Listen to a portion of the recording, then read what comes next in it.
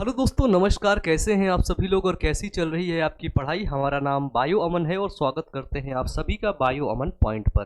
हमें उम्मीद है कि आप सभी लोग बहुत अच्छे होंगे, स्वस्थ होंगे, बेहतर होंगे और बहुत अच्छे तरीके से आप सभी लोग पढ़ रहे होंगे। ठीक है, आप सभी लोगों को पता ही है कि हम लोग आज के वीडियो में पढ़ने वाले हैं क्या, तो हमारा बहुत इंपॉर्टेंट सा टॉपिक जिसका नाम है डीएनए फिंगर प्रिंटिंग। क्या नाम है उसका? नाम है डीएनए फिंगर प्रिंटिंग। ठीक है, और इसको आज आपको इतनी बेसिक से समझाएंगे, इतना बेसिक से समझाएंगे ना कि पूरा एक एक कॉन्सेप्ट आपको क्लियर हो जाएगा। ठीक है, डीएनए फिंगर प्रिंटिंग का, डीएनए फिंगर प्रिंटिंग आखिरकार कैसे होता है, ये किस प्रकार की प्रक्रिया है, एक एक कॉन्सेप्ट आपका क्लियर हो जाएगा। तो जल्दी से आप सभी लोग एक बार वीडियो को करेंगे लाइक और करेंगे वीडियो को अपने दोस्तों के पास, सभी लोग करेंगे वीडियो को एक बार शेयर। ठीक है, चलिए बताइए। ये सभी लोग एक बार करेंगे, उसके बाद हम लोग क्या करेंगे क्लास को, उसके बाद हम लोग क्लास को कंटिन्यू करेंगे। बताइए, सब कुछ क्लियर है भाई? सब कुछ क्लियर है, लाइट वगैरह, वो साउंड वगैरह ठीक है। चलिए ठीक है, तो सबसे पहली बात, जब भी हम डीएनए फिंगरप्रिंटिंग की बात करते हैं तो सबसे पहली बात करते हैं कि इसकी डिस्कवरी किसने की थी। ठीक है, इसकी डिस्कवरी किसने की थी, यानी कि प्यारे बच्चे इसकी खोज किसने की थी। ठीक है, तो डीएनए फिंगरप्रिंटिंग की खोज करने वाले महान वैज्ञानिक का नाम है एलेक जेफरी। क्या नाम है? Alec Jeffrey. ठीक है, आपसे अक्सर जो है एमसीक्यू में क्वेश्चन पूछा जाता है। एमसीक्यू समझ रहे हो ना, मल्टीपल चॉइस ऑफ क्वेश्चंस में पूछा जाता है कि बताओ डीएनए फिंगरप्रिंटिंग की खोज किसने किया था। ठीक है, इसकी सेल ही खत्म हो गया, हमें जुकाम भी हो रखी है, कूल करो भाई थोड़ा सा, है ना। तो एलेक जेफरी ने क्या किया था, डीएनए फिंगरप्रिंटिंग की खोज किया था। देखो, सबसे पहली और एक कॉमन सी बात हम आपको बता दें, जितने भी ह्यूमंस हैं, जैसे मैं हूं, आप हैं, है ना, जितने भी आपके दोस्त हैं ह्यूमन हैं, तो जितने भी ह्यूमंस हैं ना, उनके अंदर आपको पता है डीएनए पाया जाता है ना। ये डीएनए कहाँ रहता है, आपने चैप्टर में पढ़ा है वंशागति का आणविक आधार। उस चैप्टर में हमने आपको डीएनए के बारे में डिटेल से पढ़ाया है, और जितने भी नए बच्चे हैं अभी तक वो चैप्टर नहीं पढ़े हैं तो वो लोग जा करके प्लेलिस्ट चेक करेंगे class 12th biology new batch की, वहां पर हमने पढ़ाया, सब पढ़ लेंगे। तो ये डीएनए होता है प्यारे बच्चों गुणसूत्र के अंदर। ठीक है, ये देखो ऐसा कुछ होता है गुणसूत्र। ठीक है, इसी गुणसूत्र के अंदर प्यारे बच्चों होता है क्या, इसी के अंदर होता है डीएनए। ठीक है, तो सबसे बड़ी बात जानने की क्या है कि 99.99% जो डीएनए होता है, 99.99% जो आपका डीएनए होता है उसके सेम बेस पेयर होते हैं। उसमें क्या होते हैं, उसमें सेम बेस पेयर होते हैं। ठीक है, सेम बेस पेयर का मतलब उसमें जो न्यूक्लियोटाइड की संख्या रहती है, किसकी संख्या, उसमें जो न्यूक्लियोटाइड की संख्या रहती है वो सेम होती है। ठीक है, 99.99% डीएनए में, सभी का डीएनए, ठीक है, सभी का डीएनए, मेरा हो आपका हो, आप लोग अपना डीएनए लाएंगे, मेरा डीएनए मिलाएंगे, तो 99.99% डीएनए सबका समान है, सबका, मनुष्यों का, सभी का समान होता है।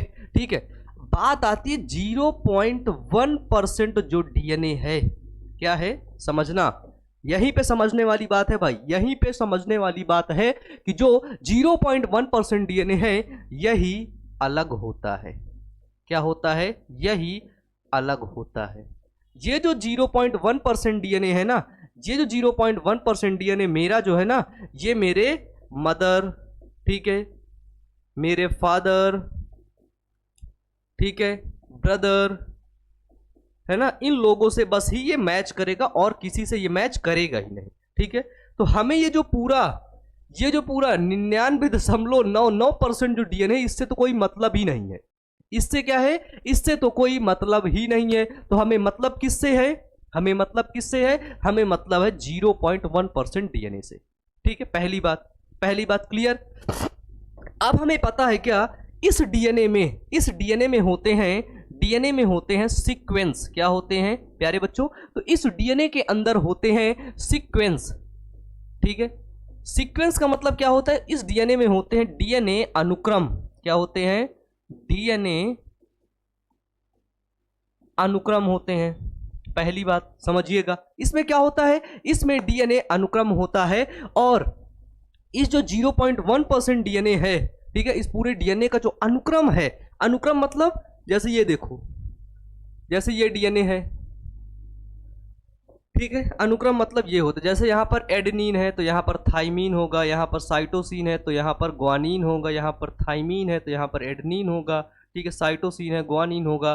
तो ऐसे करके हमें ये जितने भी अनुक्रम हैं, इन अनुक्रमों को हम पढ़ते हैं, फिर इन अनुक्रमों को ही मैच करवाते हैं। वही प्रोसेस होती है डीएनए फिंगरप्रिंटिंग में। ठीक है भाई, ठीक है, बताइए। तो इन्हीं डीएनए के अनुक्रम को ज्ञात किया जाता है, ठीक है, इन्हीं डीएनए के अनुक्रम को ज्ञात किया जाता है, इन्हीं डीएनए के अनुक्रम को प्यारे बच्चों पढ़ा जाता है। ठीक है, क्या किया जाता है? तो पढ़ा जाता है। अब समझिएगा, देखिए इसको एक बार आप लोग लिख सकते हैं, ठीक है, इसको आप लोग क्या कर सकते हैं, तो इसको लिख सकते हैं। मैं साइड हटता हूं, इसके बाद हम लोग कंटिन्यू करते हैं। बताइए, अब आपको एक चीज पता है, एक चीज पता है क्या, कि ह्यूमंस के अंदर ये जैसे आपके चचा हैं, है ना, आप हैं, तो आपके अंदर पूरा डीएनए कितना होता है? 6.6 इंटू 10 की पावर 9 बेस पेयर। ठीक है, 6.6 इंटू 10 की पावर 9 बेस पेयर। ठीक है, बेस पेयर का मतलब क्या होता है, जैसे जैसे ये देखो, एडेनिन थाइमीन के साथ जुड़ा ना, इसको हम बड़ा कर लें, एडेनिन है डबल बॉन्ड थाइमीन के साथ जुड़ा, तो ये पूरा हो गया एक बेस पेयर। क्या हो गया? एक बेस पेयर। तो इसी तरह हमारे पूरे डीएनए में कितने बेस पेयर होते हैं? तो वो होते हैं 6.6 इंटू 10 की पावर 9 बेस पेयर हमारे पूरे डीएनए में होते हैं। भाई बताइए, हमारे पूरे डीएनए में होते हैं। ठीक है, इन्हीं बेस पेयर का जो सीक्वेंस है, ठीक है, इन्हीं बेस पेयर का जो सीक्वेंस है, उसी को हमें ज्ञात करना है, उसी को हमें पढ़ना है, मैच करवाना है। वही होता है process of DNA fingerprinting, DNA fingerprinting की प्रक्रिया। अब समझिए, समझिए, अब हम आगे चलते हैं। अब एक स्टेप हम थोड़ा सा और आगे बढ़ते हैं, और डीएनए फिंगरप्रिंटिंग की प्रोसेस को समझाने से पहले आपके मन में जितने सवाल चलेंगे, उन सवालों को पहले एक एक करके समझाते हैं। ठीक है, देखिए, सबसे बड़ी बात क्या होती है, डीएनए में जो सीक्वेंस होते हैं, क्या होते हैं? डीएनए में जो सीक्वेंस होते हैं वो रिपीट करते हैं, पहली बात। ठीक है, तो डीएनए में जो सीक्वेंस होते हैं वो क्या करते हैं? रिपीट करते हैं। जैसे देखिए, जैसे हम मान लेते डीएनए को सीधा सीधा करके, ये ए डीएनए हो गया, ये बी डीएनए हो गया। ठीक है, अब देखिए यहां पर हम इसको देखते हैं, ए जी सी टी टी ए सी जी ए, ये एक सीक्वेंस मान लेते हैं। ठीक है, जो बी वाला डीएनए है, इस बी वाले डीएनए में देखिए यहां पे मैच कर गया ए जी सी टी टी ए, इसके बाद सी टी और ए, ये देखिए, यानी कि इसका सीक्वेंस अगर हम देखें तो कहां तक मैच किया? ये सी तक मैच कर रहा है, सी तक मैच कर रहा है, तो ये हुआ एक सीक्वेंस। क्या हुआ? एक सीक्वेंस हुआ। तो डीएनए फिंगरप्रिंटिंग में क्या किया जाता है, इसी सीक्वेंस को ही मैच कराया जाता है आपके डीएनए से और सामने वाले सेकंड पर्सन के डीएनए से। ठीक है, हाँ बताइए, क्लियर है यहां तक?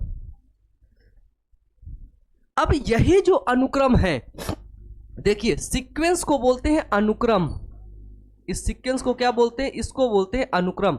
और इन्हीं अनुक्रमों की क्या होती है? पुनरावृत्ति होती है। समझिएगा, यही जो अनुक्रम है, ये अनुक्रम यहां तक दोहराया मान लेते हैं, फिर इसके बाद यही अनुक्रम सेम फिर आगे दोहराने लगा, फिर दोहराने लगा, ए जी सी टी, है ना, इधर भी आ गया ए जी सी टी, आगे फिर ये अनुक्रम दोहराने लगा। ठीक है, तो इन्हीं अनुक्रमों जो दोहरा रहे हैं अनुक्रम, इन्हीं अनुक्रमों को हम ज्ञात करते हैं, इन्हीं अनुक्रमों को पढ़ते हैं, फिर मैच करवाते हैं। अब सपोज दैट ये ए नंबर है, ये बी नंबर है, और एक सी ले लेते हैं। ठीक है, इसमें मिले हैं 10 अनुक्रम, और इसके 10 अनुक्रम 10 बार दोहराए हैं, डीएनए सीक्वेंस 10 बार मिला है। ठीक है, इससे मिले हैं 8 बार, और इससे मिले हैं 4 बार, 4 बार इससे डीएनए रिपीट मिला है। तो हमारी ज्यादा चांसेस है कि ये जो 8 बार इसका और इसका डीएनए मैच किया है, यानी कि इसके साथ इसका कुछ रिलेशन है। इसके साथ इसका रिलेशन है। ठीक है, ठीक है, लेकिन इस व्यक्ति के साथ बिल्कुल भी नहीं है क्योंकि ये 4 बार ही मैच किया है। ठीक है,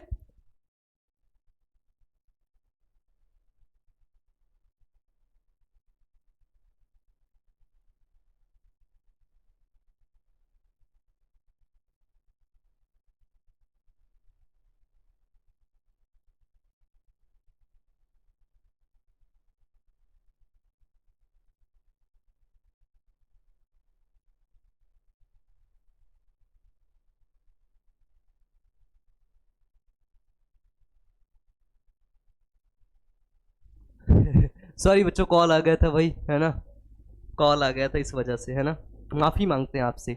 अब देखिए, ये डीएनए हमें सीक्वेंस मिलेगा कैसे, ये जो सीक्वेंस है ये मिलेगा कैसे। तो हमें सबसे पहली चीज ये समझनी है कि जो इसका सीक्वेंस है क्या है। अरे भाई, अच्छा ये कैसे कटेगा, इसको भी काट के हटा सकते हैं ना हम। हाँ, आ तो गया।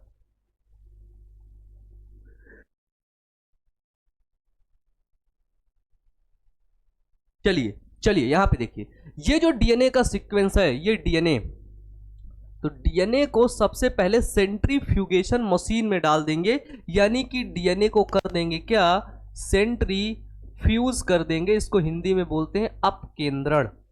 ठीक है, डीएनए का क्या कर देंगे, तो डीएनए का सेंट्रीफ्यूगेशन कर देंगे, सेंट्रीफ्यूज कर देंगे, यानी कि डीएनए का कर देंगे अपकेंद्रण। ठीक है, जब सेंट्रीफ्यूज करेंगे तो डीएनए को एक टेस्ट ट्यूब में डालेंगे। ठीक है, इसको सेंट्रीफ्यूज करेंगे, डीएनए को घुमाएंगे, तो क्या होगा, कुछ डीएनए ऊपर आ जाएगा, है ना, और कुछ डीएनए क्या होगा, नीचे बैठ जाएगा। समझिएगा भैया, हमको है बहुत तगड़ी वाली जुकाम। कौन सी जुकाम, बहुत तगड़ी वाली, हल्की वाली नहीं, एक हल्की वाली जुकाम होती है, एक बहुत तगड़ी वाली। तो हमें बहुत तगड़ी वाली जुकाम है भाई। ठीक है, और आप लोग बच के रहिएगा, नहीं आपको भी हो सकती है।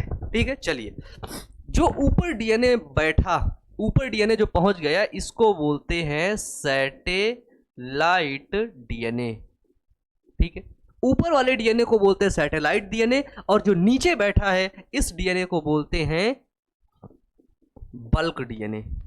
ठीक है, तो ऊपर वाले डीएनए को क्या बोलते हैं बच्चे, ऊपर वाले डीएनए को बोलते हैं सैटेलाइट डीएनए, नीचे वाले को बोलते हैं बल्क डीएनए। जो ये बल्क डीएनए है ना, यही जो हमने अभी बताया है 99.99% डीएनए है, ये इसी है बल्क डीएनए। ठीक है, तो अब हमें ये बल्क डीएनए से कोई मतलब ही नहीं है, क्योंकि ये सबका समान होता है, सबका ये समान होता है, और इसी बल्क डीएनए को ही प्यारे बच्चों बोल देते हैं जीनोमिक डीएनए।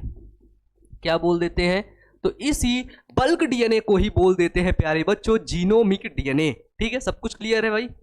हाँ, तो इसी बल्क डीएनए को प्यारे बच्चों बोलते हैं क्या, इसी बल्क डीएनए को ही बोलते हैं जीनोमिक डीएनए। और ये जो सैटेलाइट डीएनए है, ठीक है, 0.01% डीएनए, ये होता है असमान।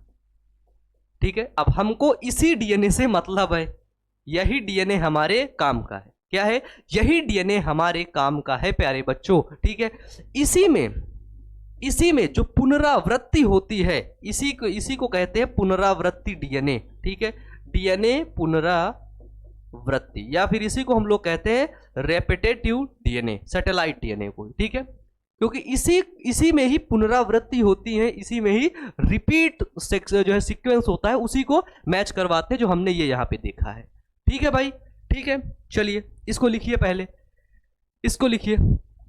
अब हमको किससे मतलब है, हमको सिर्फ और सिर्फ मतलब है इस पुनरावृत्ति डीएनए से भाई। किससे, पुनरावृत्ति डीएनए से। अब देखिए, ये जो प्यारे बच्चों पुनरावृत्ति डीएनए है, जो रिपीट डीएनए होता है, ये रिपीट डीएनए भी प्यारे बच्चों 2 प्रकार का होता है। क्या होता है, रिपीट डीएनए भी प्यारे बच्चों 2 प्रकार का होता है। बोलोगे भैया कौन कौन सा, बिल्कुल सिंपल। अब ये रिपीट हो रहा है, मान लेते हैं रिपीट है, ठीक है, तो ये रिपीट अगर ये कितना, 1 2 3 4 5 6 रिपीट है। ठीक है, यहाँ पे 1 2 3 4 5 6 रिपीट है, फिर यहाँ पे 1 2 3 4 5 6 रिपीट है। ठीक है, ठीक है, अगर अगर अगर 2 से, कितने से, 2 से 6 बेस पेयर रिपीट होते हैं, 2 to 6 बेस पेयर अगर रिपीट होते हैं, ठीक है। अब देखो इसमें क्या है, 6 बेस पेयर है, 6 बेस पेयर है, 6 बेस पेयर है, और यहां पर मान लेते 3-4 बेस पेयर हैं, ठीक है। 2 से 6 बेस पेयर, ठीक है, कितने, अगर 2 से 6 बेस पेयर रिपीट होते तो उसे बोलते हैं मैक्रो, क्या बोलते हैं, उसे बोलते हैं मैक्रो सैटेलाइट डीएनए। तो मैक्रो सैटेलाइट डीएनए क्या होता है, ठीक है, बताइए। मैक्रो सैटेलाइट डीएनए क्या होता है, जिसमें 2 से 6 बेस पेयर रिपीट होते हैं, that's called macro satellite DNA. इसको हम लोग एसटीआर के नाम से भी जानते हैं। एसटीआर क्या होता है, ध्यान से सुनिएगा। एसटीआर का मतलब शॉर्ट टेंडम रिपीट्स, क्या होते हैं, शॉर्ट्स मतलब कम समय में, ठीक है, शॉर्ट टेंडम रिपीट्स, ठीक है, शॉर्ट टेंडम रिपीट्स मतलब कम समय में ये रिपीट हो रहे हैं, ठीक है। अगर देखो, अगर, ठीक है, अगर आप लोग ध्यान से देखिए, अब अगर हम बात करें, अगर ये रिपीट बढ़ गया, क्या हो गया, अगर ये रिपीट बढ़ गया, ठीक है, लगभग मान लेते हैं 100 बेस पेयर अगर रिपीट कर रहा है, कितने बेस पेयर, अगर 100 बेस पेयर रिपीट कर रहा है, तो प्यारे बच्चों उसको बोलते हैं क्या, तो उसको बोलते हैं मिनी सैटेलाइट डीएनए। क्या बोलते हैं, उसको बोलते हैं मिनी सैटेलाइट डीएनए, उसको क्या बोलते हैं, मिनी सैटेलाइट डीएनए। अब ये 6 थे, मान लेते हैं ये नीचे वाले में 100 बेस पेयर लगभग पहुंचा, 6 से ज्यादा पहुंच गया है ना, मान लेते हैं ये 20 है, 20 बेस पेयर रिपीट हो रहे हैं, तो हम उसको बोलते हैं क्या, तो उसको हम लोग बोलते हैं मिनी सैटेलाइट डीएनए, ठीक है। इसको जैसे इसको एसटीआर बोलते हैं, इसको वीएनटीआर बोलते हैं, क्या बोलते हैं, इसको वीएनटीआर बोलते हैं, क्या बोलते हैं, वीएनटीआर। देखा भाई, बल्क डीएनए को हमने हटा ही दिया, क्योंकि बल्क डीएनए सबका समान है, आपका बल्क डीएनए समान, मेरा समान, आपके चचा का भी समान है ना, सब लोग का समान भाई, ठीक है। वीएनटीआर का मतलब होता है variable number of tandem repeat, ठीक है। क्या होता है इसका फुल फॉर्म होता है वेरिएबल, है ना, variable number of tandem repeats, ठीक है, variable number of tandem repeats इसको बोला जाता है, ठीक है। बताइए भाई, ये क्लियर, अगर ये कॉन्सेप्ट आपके क्लियर हैं, समझ में आ जाएगा। अब देखिए, एक चीज हम आपको और बताते हैं, एक होता है डीएनए पॉलीमॉर्फिज्म, ठीक है, जिसको बोलते हैं क्या, तो जिसको हिंदी में बोलते हैं डीएनए बहुरूपता। क्या बोलते हैं, डीएनए बहुरूपता, ठीक है, क्या बोलते हैं, डीएनए बहुरूपता, ठीक है। डीएनए पॉलीमॉर्फिज्म में क्या होता है, एक चीज को ध्यान से समझिएगा कि, ठीक है, कि जो 0.001% डीएनए में जो बदलाव होता है, ठीक है, ये जो 0.01% जो डीएनए है ना, ठीक है ना, इसी में चेंज हुआ है, इसी में चेंज के कारण, इन्हीं के डीएनए में जो सीक्वेंस है, उनके चेंज के कारण ही सभी मानव का विकास हुआ है, और सभी मानव अलग अलग है, ठीक है, सभी मानव क्या है, अलग अलग है, सिर्फ इतने डीएनए के कारण, इसमें ये बताया जाता है, मतलब मेन चीज इसमें क्या है, तो इसमें डीएनए पॉलीमॉर्फिज्म में क्या है, ध्यान से सुनिएगा। कहते मान लेते हैं एक ये मानव है, एक ये मानव है, एक ये मानव है, ठीक है, इनका डीएनए तीनों का एक समान है। देखना अभी ज्यादा बड़ा हो गया है ना, लिखते लिखते मैं तो, मेरी एज निकल जाएगी, है ना। मान लेते हैं इनका डीएनए AGCC, इसका भी AGCC, इसका भी AGCC, ठीक है।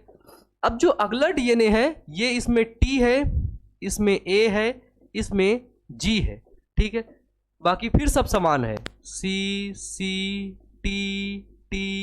A G, CCT T T A G G C G C, इसका भी यही सेम डीएनए है, सी C T T A G G सी। जितना आगे चलते जाओगे ये सारा डीएनए समान होगा, ठीक है।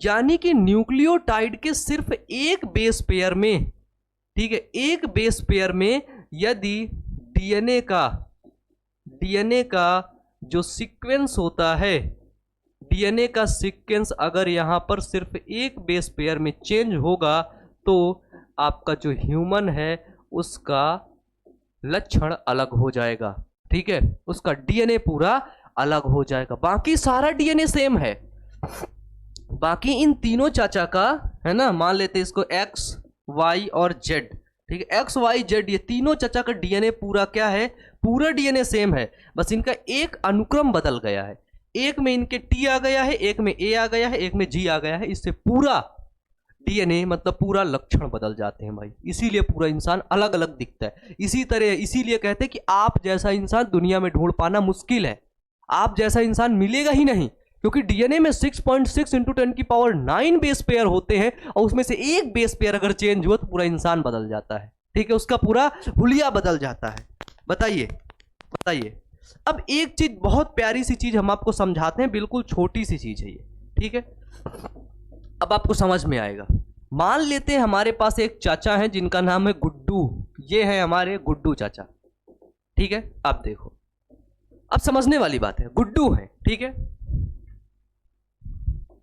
गुड्डू का हमने ले लिया, हम गुड्डू के लेते हैं डीएनए, मान लेते हैं 6 क्रोमोसोम ले लेते हैं, 6 क्रोमोसोम ले लिए, फिर हमने ले लिया जो है 10 क्रोमोसोम, ठीक है, 10 क्रोमोसोम, फिर हमने ले लिया 15 क्रोमोसोम।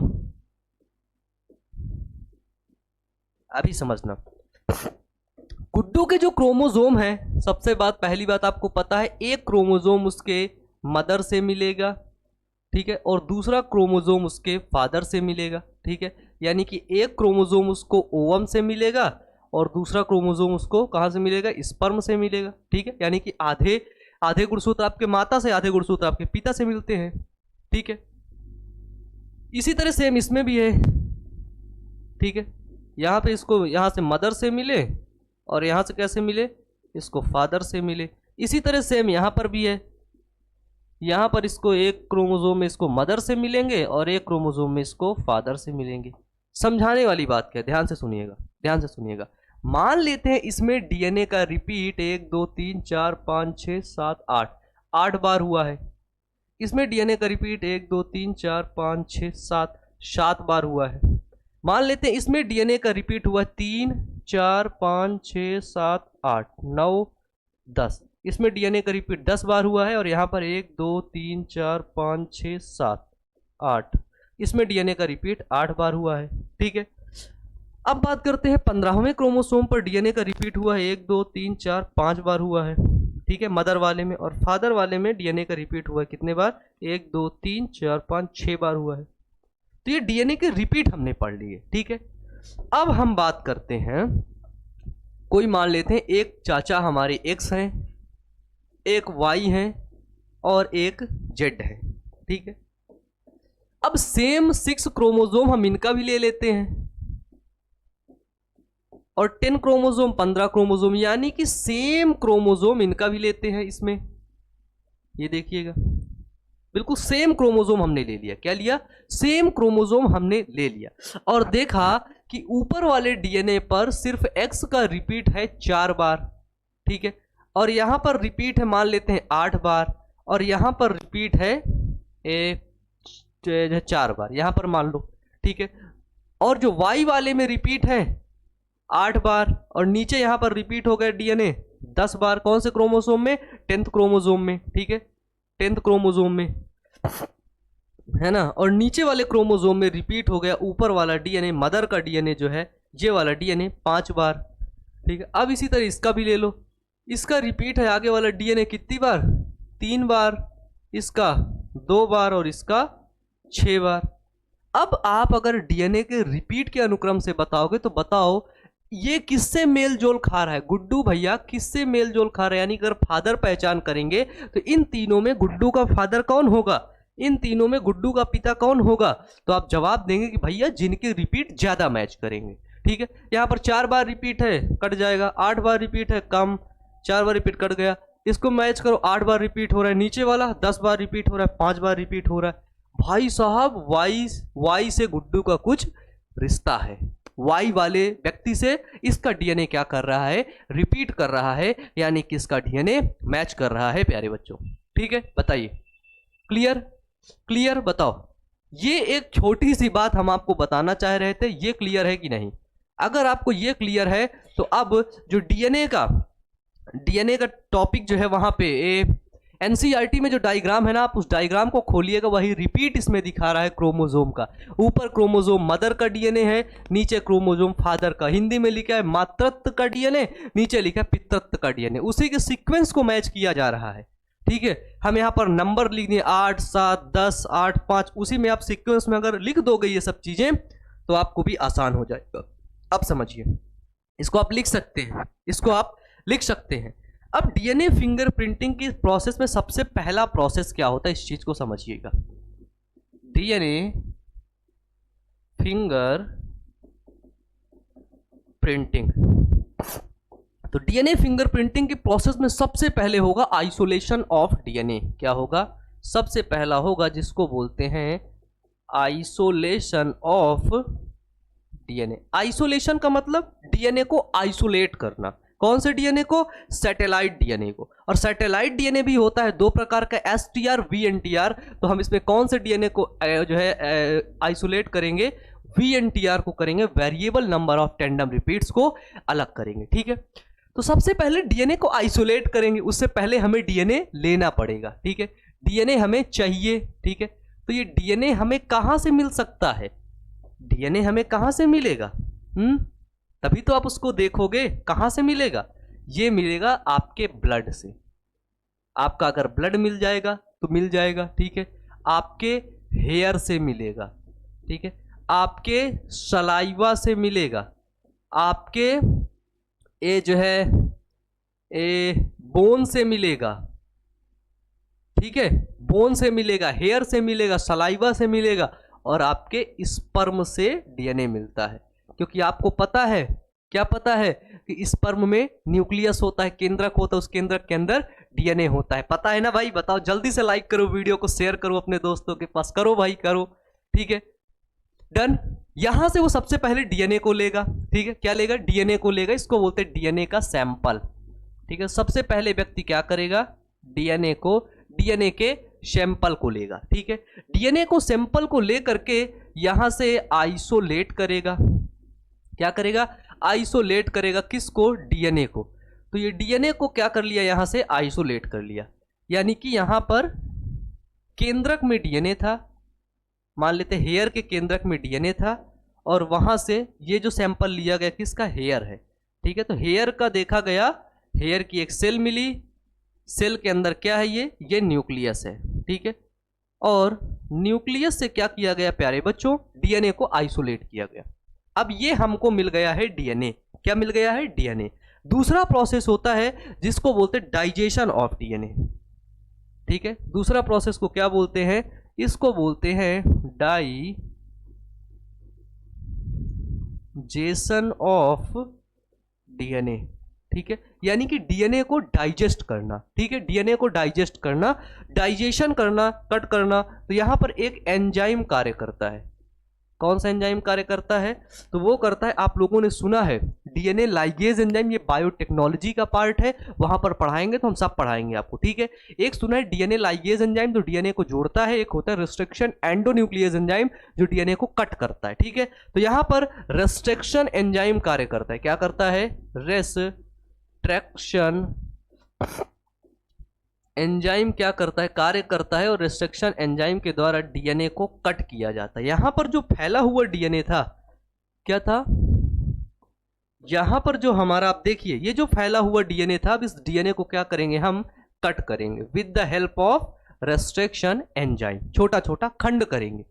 अनुक्रम तभी तो हमें पढ़ने को मिलेंगे। ठीक है, तो अब देखो क्या हुआ, अब इस डीएनए को, अब ये जो डीएनए हमारा था यहाँ पे, ये जो घूमा घामा डीएनए था, अब इस डीएनए को हमने क्या किया, इस डीएनए को हमने कट किया with the help of restriction enzyme. ठीक है, ये देखो,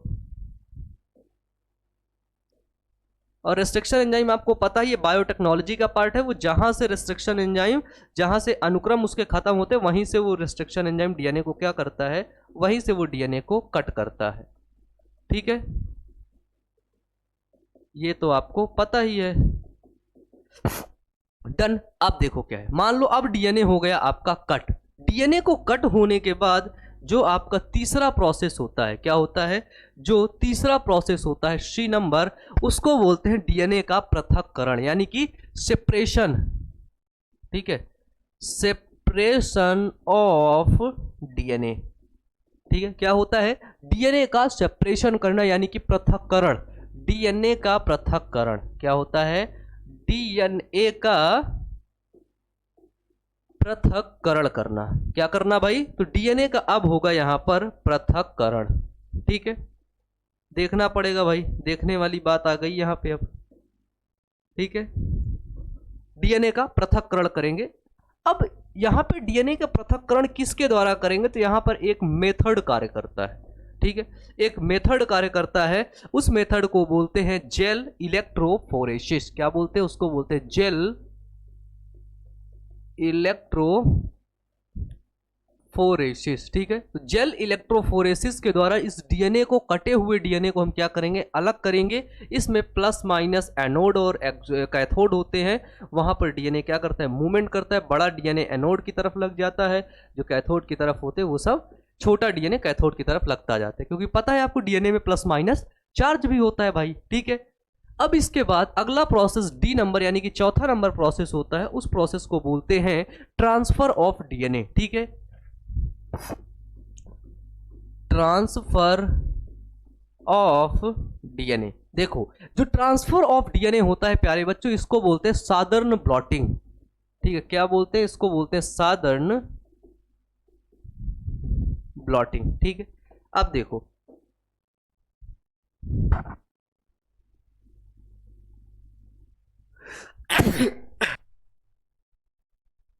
सॉरी बच्चों, सॉरी सॉरी सॉरी, बहुत जोर से चीखा गया भाई। ठीक है, चलो, तो डीएनए अभी कहां पर था, डीएनए था जेल इलेक्ट्रोफोरेसिस में। ठीक है, तो अब यहां पर क्या किया जाता है प्यारे बच्चों, डीएनए को क्या किया जाता है, जेल इलेक्ट्रोफोरेसिस से अलग किया जाता है। ठीक है, जेल इलेक्ट्रोफोरेसिस से उसको एक प्लेट में रख दिया जाता है, एक पन्नी में रख दिया जाता है, जिसको बोलते हैं नाइट्रोसेलुलोज मेम्ब्रेन। ठीक है, नाइट्रोसेलुलोज मेम्ब्रेन में वो कटा हुआ जो डीएनए है, इस तरह का जो डीएनए है, उस डीएनए को नाइट्रोसेलुलो मेम्ब्रेन में रख दिया जाता है। ये देखो,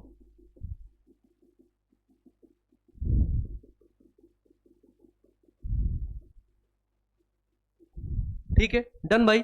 अब देखो, अब अगला प्रोसेस जो आता है पांचवा नंबर प्रोसेस डी के बाद ई आता है, ई नंबर प्रोसेस, जिसको बोलते हैं हाइब्रिडाइजेशन। ठीक है, हाइब्रिडाइजेशन।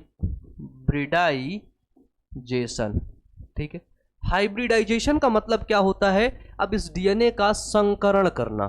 क्या करना प्यारे बच्चों, तो इस डीएनए का संकरण करना। अब एक चीज समझिएगा, आप एक चीज समझिएगा, इस हाइब्रिडाइजेशन में बेसिकली होता क्या है। ठीक है, इसमें रिपीट का पता लगाया जाता है कि कितने बार ये रिपीट हुआ है। ठीक है, रिपीट का पता लगाया जाता है, और इसके लिए हमारे पास होता है क्या, इसके लिए हमारे पास होता है प्यारे बच्चों रेडियो एक्टिव डीएनए। क्या होता है, रेडियो एक्टिव डीएनए होता है, और उस रेडियो एक्टिव डीएनए को हम लोग बोलते हैं क्या, उसको बोलते हैं रेडियो एक्टिव प्रोब, है ना। प्रोब को प्यारे बच्चों खबरी भी बोलते हैं, खबर लगा देना। ठीक है, अब देखो, अब जैसे देखो ये रेडियो एक्टिव डीएनए क्या होता है, जैसे समझो, जैसे जो आपका ये नाइट्रोसेलुलोज मेम्ब्रेन में जो डीएनए है, क्या है, नाइट्रोसेलुलोज मेम्ब्रेन में जो प्यारे बच्चों डीएनए है, उस डीएनए को हम लोग बोलते हैं VNTR, variable number of tandem repeats. तो अगर इस VNTR का हम देखेंगे जो है ये क्या क्षारों का अनुक्रम, तो अगर हम क्षारों का अनुक्रम देखते हैं, मान लेते हैं यहाँ पर G है, ठीक है, G है, फिर A है, T है, A है, T है, ये 6 नंबर मिला हमको। डीएनए का जो दूसरा साइड जुड़ेगा उसी को बोलते हैं संकरण। संकरित डीएनए हमारे पास होता है जिसको बोलते हैं डीएनए प्रोब। अब हमें क्या पता है, हमें पता है कि जो ग्वानिन है साइटोसिन से जुड़ेगा, एडेनिन थाइमिन से, थाइमिन एडेनिन से, एडेनिन थाइमिन से, ये है रेडियो एक्टिव प्रोब, ठीक है, ये रेडियो एक्टिव प्रोब है। ये किस लिए होता है, क्योंकि जस्ट इसके बाद इस डीएनए को ले जाया जाता है एक्सरे में, एक्सरे में देखने के लिए। अब ये इतना छोटा है कि इस टैंडम रिपीट्स को, इस VNTR को हम देख नहीं सकते खुली आंखों से, इसलिए इसको कहां ले जाया जाता है, एक्सरे में देखने के लिए प्यारे बच्चों ले जाया जाता है। बताओ क्लियर है, बोलो भाई, बोलो बोलो बोलो, क्लियर है। तो इस प्रोब को क्या करेंगे, यहां पर ऐसे ये चिपक जाता है, CTATA, ठीक है। अब देखो इसको हम बनाते हैं रेड से, ठीक है, तभी तो आप समझोगे कि रेडियो एक्टिव है। ये देखो चमक रहा है ना, ये अलग से ही चमक रहा है कि नहीं। तो अब अगर इसको हमने पढ़ लिया तो ये वाले क्षार का अनुक्रम हम पता लगा लेंगे। तो इसी तरह इस डीएनए का क्या किया जाता है प्यारे बच्चों, संकरण किया जाता है, ठीक है।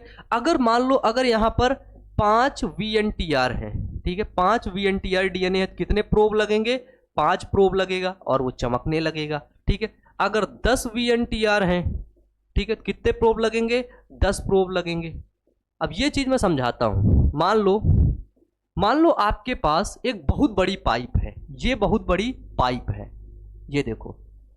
अब इसके बीच बीच में भरा हुआ है क्या, स्टील, ये देखो स्टील लोहा भरा हुआ है ये बीच में। और मैंने आपको ये कह के बेचा है कि भैया ये पूरी पाइप लोहे की है, और लोहा का कलर भी कर दिया, आपको पता भी नहीं चला। लेकिन जब आप चुम्बक लेके आओगे तो चुम्बक यहां चिपकेगा, यहां चिपकेगा, यहां चिपकेगा, यहां चिपकेगा, यहां चिपकेगा, यहां चिपकेगा, यहां बिल्कुल भी चुम्बक नहीं चिपकेगा। इस बीच वाले एरिया में चुम्बक बिल्कुल भी नहीं चिपकेगा। तो डीएनए प्रोब वहीं पर जाकर के जुड़ेगा जहां पर VNTR डीएनए होगा, और जहां पर VNTR डीएनए नहीं होगा वहां पर क्या होगा, वहां पर डीएनए प्रोब आपका कभी नहीं जाके जुड़ेगा, ठीक है।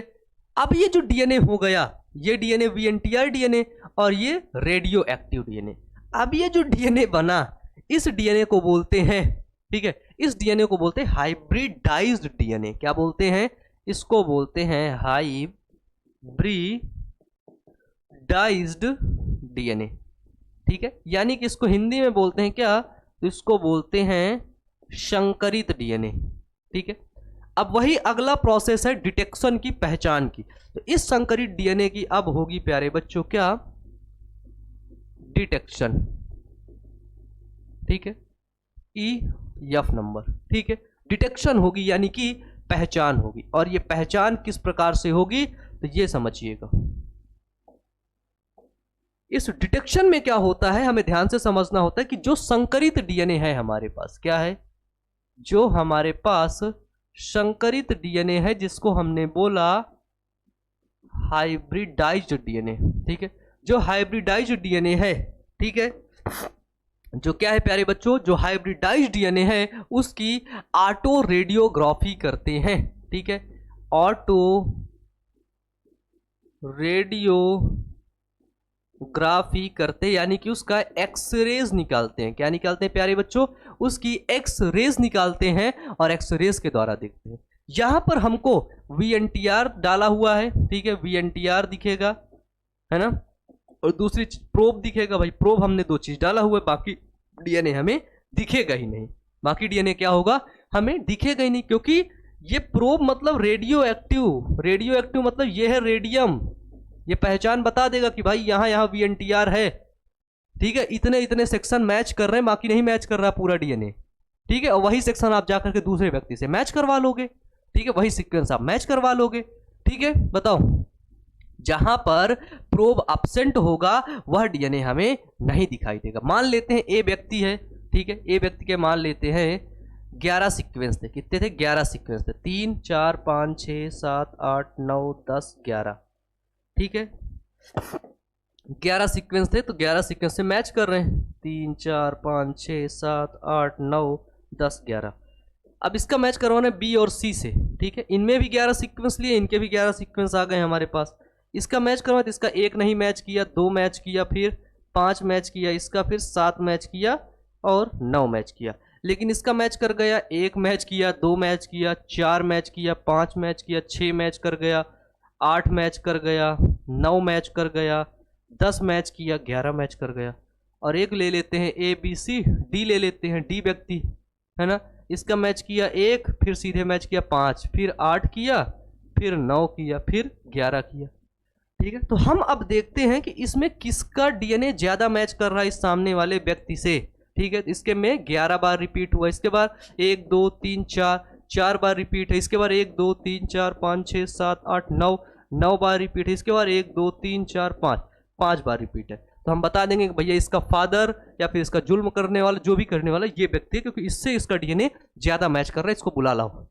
इसीलिए जब क्राइम स्पॉट पर जाते हैं सीआईडी लोग, वो लोग क्या करते हैं, पुलिस वाले जाते हैं वहां पर बाल की पहचान करते हैं कि अगर बाल मिल जाएगा तो अपराधी का पता लगा लेंगे। अगर रेप केसेस होते हैं, सीमेन का पता किया जाता है, अगर वहां सीमेन मिलेगा, स्पर्म मिलेगा, तो पता चल जाएगा कि किसने किया है, ढूंढ लेंगे आपको, ठीक है। बताओ। और फिर इसके बाद पता है क्या होता है, यहां पर ये जो निकाली जाती है इसको बोलते हैं एक्सरे की फिल्म निकाली गई, ठीक है। अब बात आती है डीएनए फिंगरप्रिंटिंग का उपयोग कहां पर करते हैं। अब जैसे कोई व्यक्ति है, वो कह रहा है कि ये मेरा बेटा नहीं है, ठीक है, तो मातृत्व और पितृत्व की पहचान करने में डीएनए फिंगरप्रिंटिंग का उपयोग किया जाता है। यदि कोई व्यक्ति रेप करता है तो उस कंडीशन में भी डीएनए फिंगरप्रिंटिंग का उपयोग किया जाता है, ठीक है। और कहीं जो घटनाएं हो जाती हैं, ठीक है, क्राइम सीन पर भी बाल मिलते हैं, स्पर्म मिलता है, सलाइवा, कोई चिंगम खा के थूक तो नहीं दिया, सलाइवा से डीएनए मिल जाता है, ठीक है। तो वहां पर जा करके जो है इन सभी चीज़ों में जो है डीएनए फिंगरप्रिंटिंग का उपयोग किया जाता है। तो हमें उम्मीद है आपको समझ आया होगा। थोड़ा सा टॉपिक कठिन था, और अगर नहीं समझ आया तो एक बार फिर से वीडियो को जरूर देखिएगा दोस्तों, पूरा का पूरा समझ में आएगा। और क्लास 12 बायोलॉजी की प्लेलिस्ट चेक करिएगा, एक एक टॉपिक आपको समझ में आएगा। आपसे मिलेंगे हम नेक्स्ट क्लास में, अच्छे से पढ़ते रहिएगा, मेहनत करते रहिएगा, प्लेलिस्ट जाकर के जरूर देखिएगा। Wish you all the best, thank you.